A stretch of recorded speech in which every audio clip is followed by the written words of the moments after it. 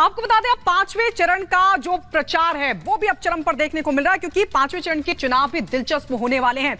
और इसी कड़ी में तमाम जो दिग्गज है उन्होंने अपनी पूरी ताकत झोंक दी है। जहां प्रधानमंत्री मोदी आज बिहार में, पश्चिम बंगाल में जनसभा को संबोधित करेंगे और पटना में रोड शो करने वाले हैं, तो वहीं अमित शाह उत्तर प्रदेश के दौरे पर रहेंगे, जनसभाओं को संबोधित करेंगे। योगी आदित्यनाथ भी आज उत्तर प्रदेश में दहाड़ने वाले हैं। इसके अलावा विपक्ष भी आज रैलियों को संबोधित करेगा।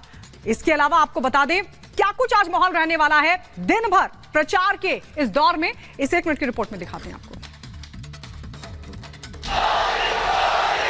भीषण गर्मी और चिलचिलाती धूप के बीच चुनाव प्रचार का 5वां दौर शुरू हो चुका है और हर बड़े दिन के साथ सियासी पारा भी चढ़ता दिख रहा है। आज की बात करें तो गृह मंत्री अमित शाह यूपी के दौरे पर रहेंगे। सबसे पहले प्रतापगढ़ के हीरागंज में वोट की अपील करेंगे। दोपहर में अमित शाह रायबरेली में चुनावी सभा को संबोधित करेंगे। इसके बाद गोंडा में जनता के बीच होंगे। सीएम योगी आदित्यनाथ भी आज सीतापुर, बहराइच और अमेठी के दौरे पर रहेंगे, जहां जनता से वोट की अपील के साथ जीत का आशीर्वाद मांगेंगे। बेल पर जेल से बाहर आने के बाद अरविंद केजरीवाल का आज तीसरा रोड शो है। अरविंद केजरीवाल आज पश्चिमी दिल्ली के मटियाला में रोड शो करेंगे। इस रोड शो के दौरान पंजाब के मुख्यमंत्री भगवंत मान भी केजरीवाल के साथ होंगे। सपा के मुखिया अखिलेश यादव भी जीत की गुहार आज जनता के बीच लगाने वाले हैं। अखिलेश यादव बाराबंकी, मोहनलालगंज और लखनऊ में चुनावी जनसभाओं को संबोधित करेंगे। Bureau report, Republic Bharat. Narendra Modi ji से डरिए। अगर नरेंद्र मोदी जी तीसरी बार प्रधानमंत्री बनेंगे, ये 400 पार की और भी ज्यादा ताकतवर प्रधानमंत्री बने तो ये संविधान को बदल दे। ये माइनॉरिटी के नाम का खेल खेलने के लिए खुद होकर के संविधान बदलना चाहते हैं, इसलिए ये चिल्लाहट शुरू की है। तो आपके कानों में वही आवाज आए और चोरी छुपे से पीछे वो करना। आप कह रहे हैं वो बदलना चाहते, वो बदलना चाहते किस दिशा में? वो धर्म के आधार पर आरक्षण करना चाहते हैं और जो संविधान की आत्मा पर आखिरी कील होगा।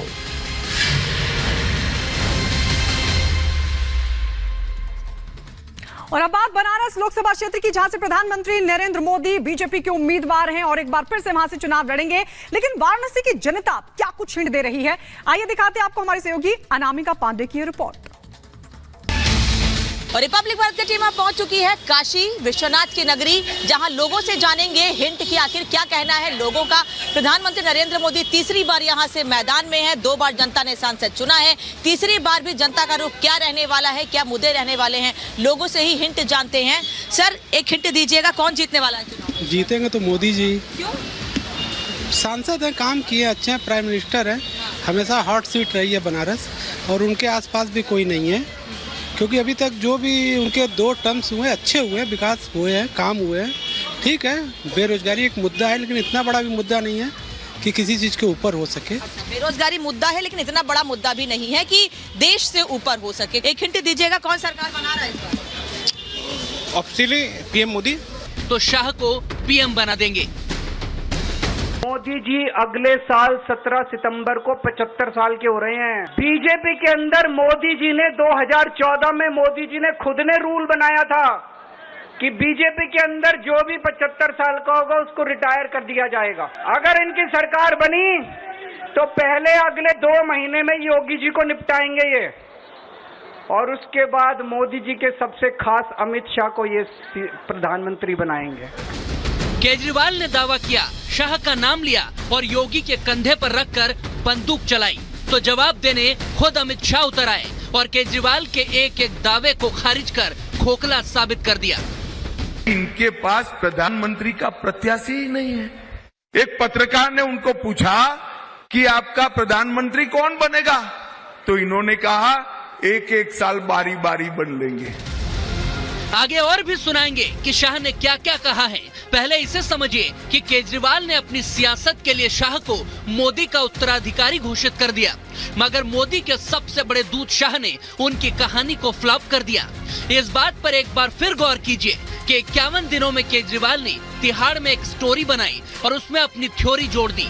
केजरीवाल की कहानी के मुताबिक मोदी तीसरा टर्म पूरा नहीं करेंगे, वो 1 साल बाद 75 साल के हो जाएंगे, तो 75 की उम्र में प्रधानमंत्री मोदी को रिटायर होना पड़ेगा। मोदी इस दौरान अपनी गद्दी शाह को सौंप देंगे। मोदी जीतते ही 2 महीने के अंदर योगी आदित्यनाथ को हटा देंगे और वहां पर उत्तर प्रदेश में 2 महीनों के बाद यूपी का सीएम कोई और होगा। ये सब बातें केजरीवाल की हैं, तो क्या बीजेपी में फूट डालने के लिए और जनता को भ्रमित करने के लिए केजरीवाल ने ये कहानी बुनी? मगर इतना तो वो मान चुके हैं कि जीतेंगे मोदी ही, तभी तो ये सब होगा।